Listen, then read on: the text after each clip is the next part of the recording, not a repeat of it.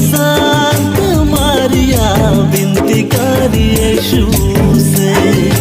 हमारे लगिन शांत मारिया बिनती करी यीशु से।